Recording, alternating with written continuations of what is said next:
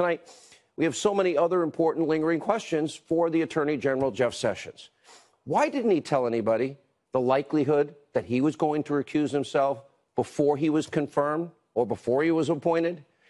How in good faith can a attorney general act without participating in the single most pressing legal case facing this country, facing this administration?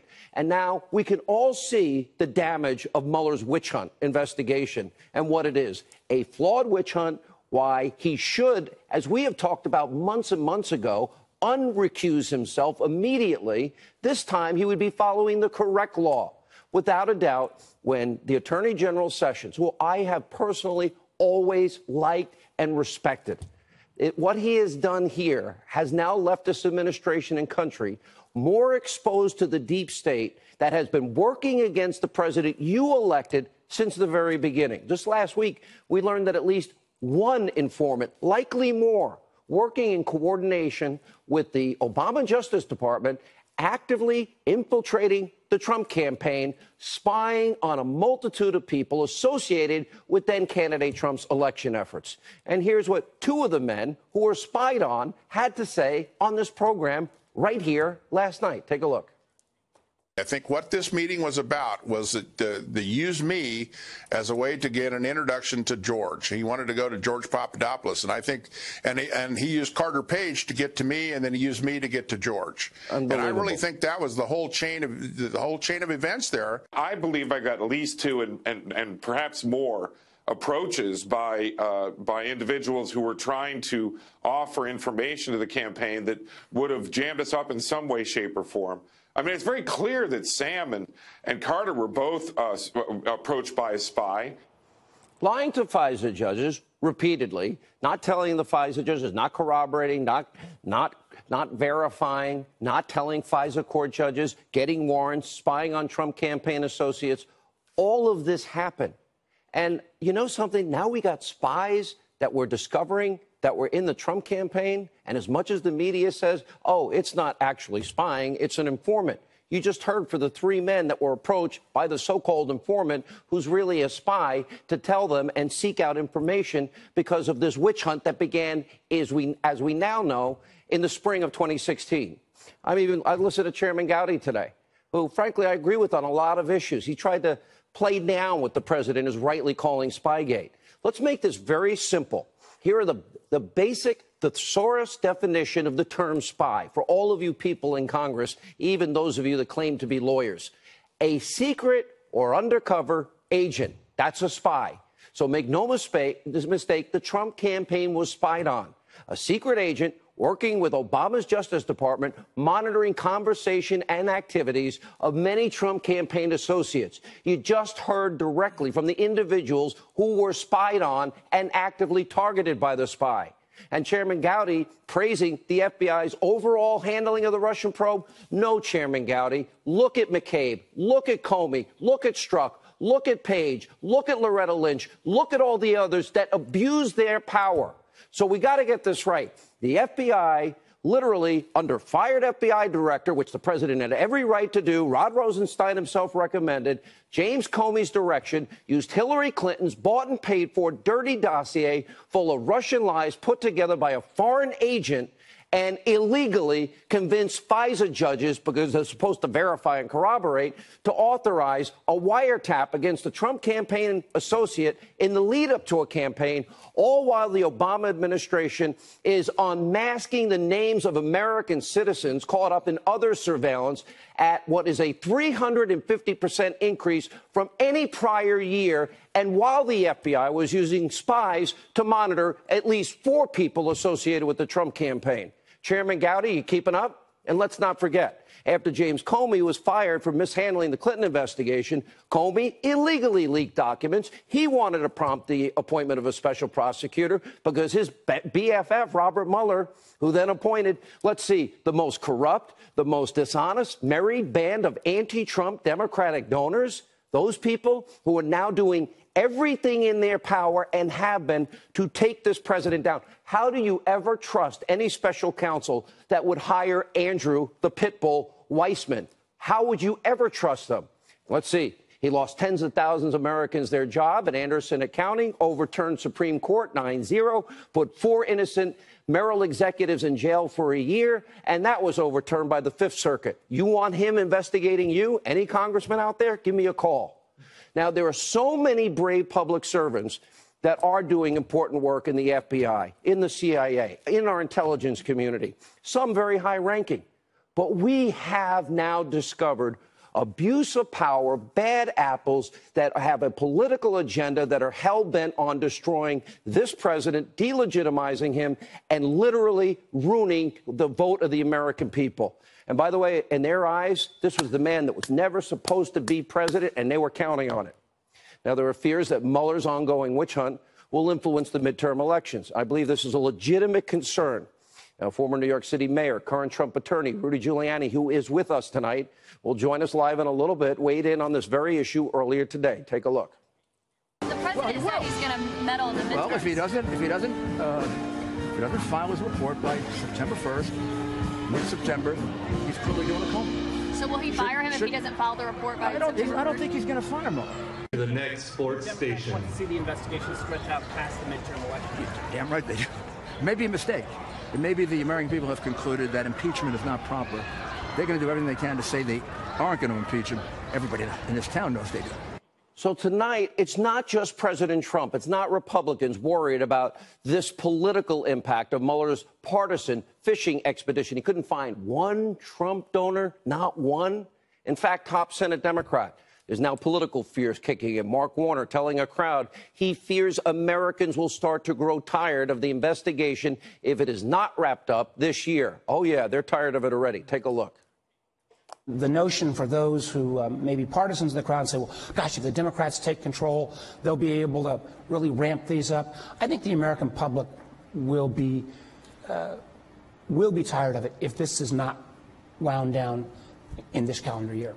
What did Judge Ellis say? Why do you go back to Paul Manafort's case? Oh, you go back to Manafort, you put the screws to him so he'll sing or he may compose so that they will get information they can use to prosecute or impeach a sitting president, a duly elected president. That Judge Ellis was dead on accurate. And according to a new poll from CBS News, a majority of you, the American people, you are rightly now already skeptical of Mueller's efforts, believing that the special counsel's investigation is what it is, politically motivated.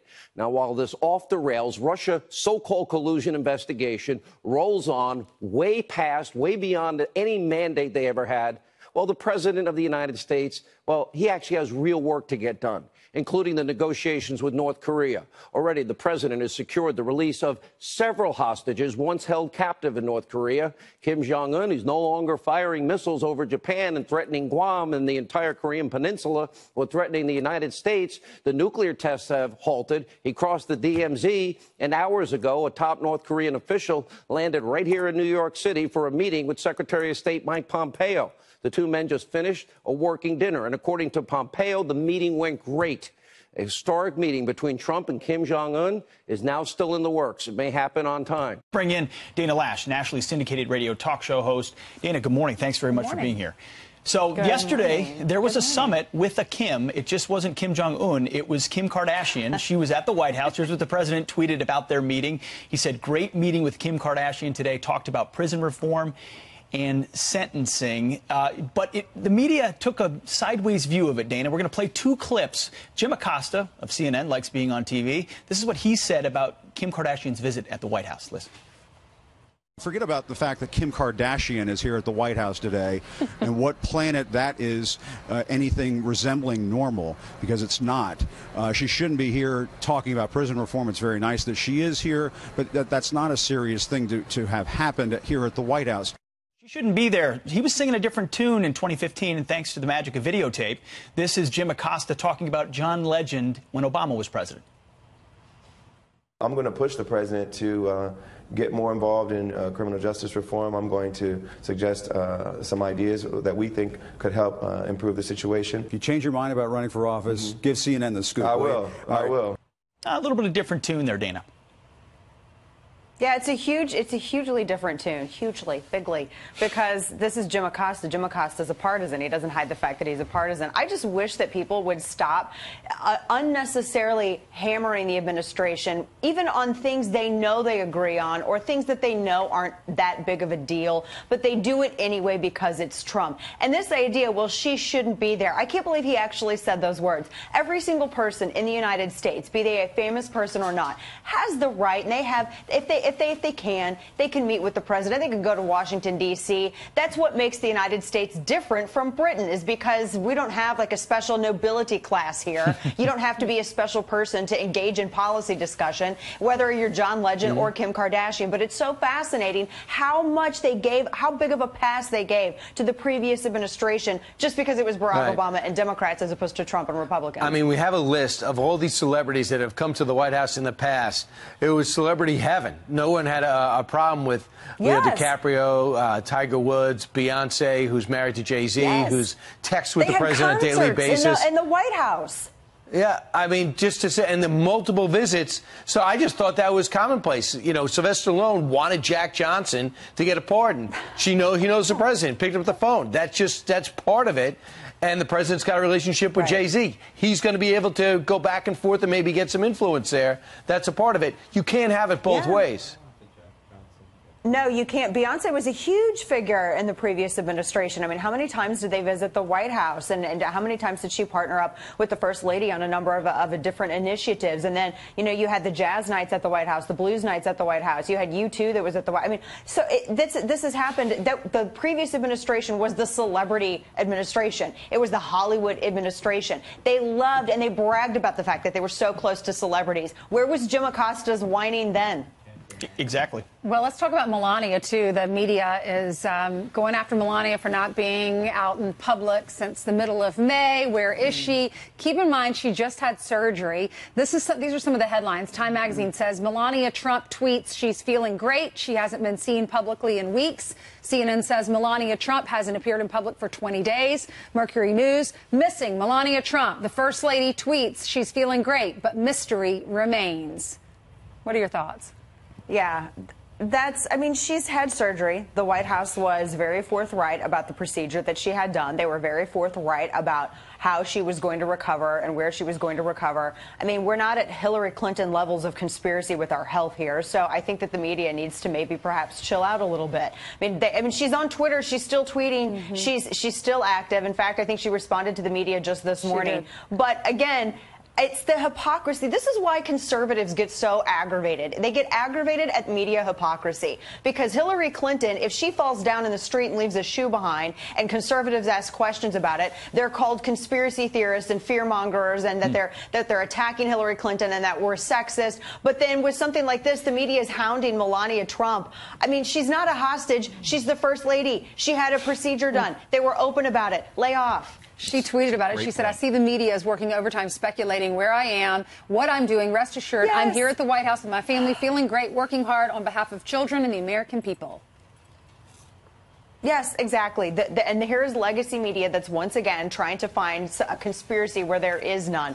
If they only were this attentive during the previous administrations, I would have loved to have seen media work this hard then. Yeah. Well, and even if she didn't want to come out, is it anyone's business what she's doing? I mean, she's not the president. Well, she's not. I mean, you're absolutely right, Ainsley. She's not. But even then, they've been entirely forthright about it. They've said exactly what it is that she had done and how she was going to recover. And I mean, it's amazing that the media is so obsessed with this. Are they going to send Bob Mueller after Melania Trump? Is that what's going to happen next? Is Bob Mueller going to add this to his witch hunt list? They might as well toss it in. Yeah. To the probe. Hey, Dana Lash, thanks so much. I mean, at this point, right? Everything's fair game. Yeah. Thank you guys so much. Thanks, Dana. Have a good week.